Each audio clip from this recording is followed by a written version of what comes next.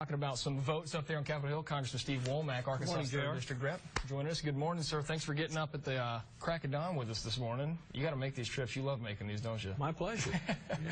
I'm a morning guy. Yeah, you are a morning guy. Well, I used to work for Congressman Womack, and I remember I tried to beat him to the office. Never quite made it. Oh, I'm sure there was by a couple hours.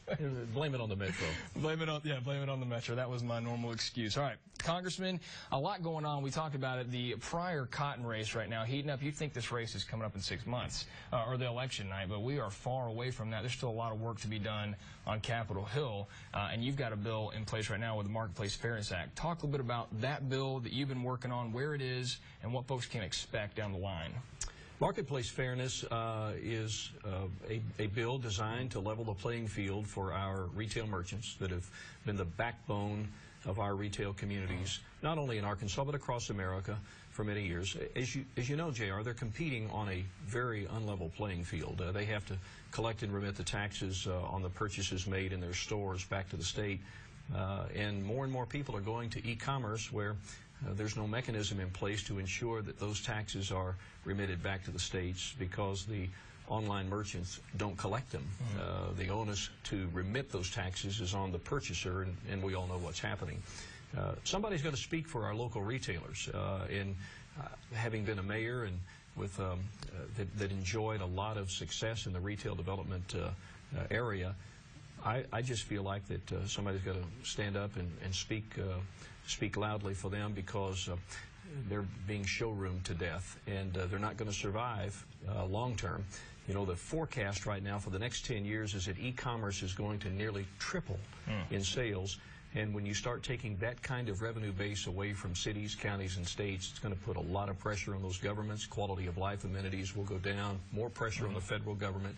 So I just think it's time that we address this loophole that is unfair to the local retailers. And you said millions of times, and for people to understand that it's not a new tax. Of course it's already there. And how is that reception coming from folks? How are they receiving that? Well, there's still a perception out there that it's a new tax because it's designed to give states the power to compel online retailers to collect and remit that they're not presently doing.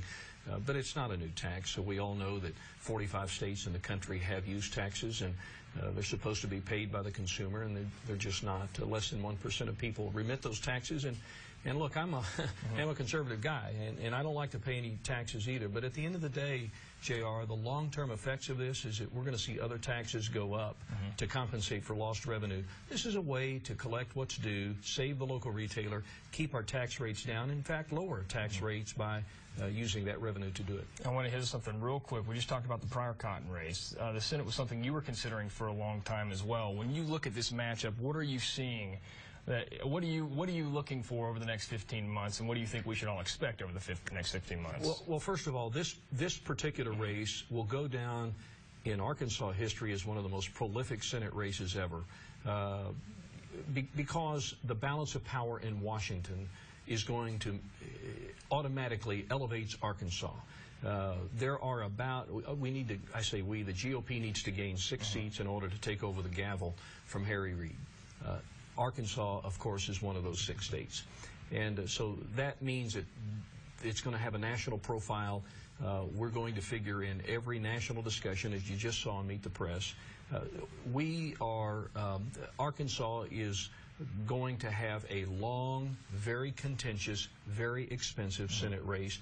And the thing that I'm going to look for is, which I think we're already seeing, is the great ideological divide between the two candidates. There will not be a race in Arkansas in a long time that's going to have a distinct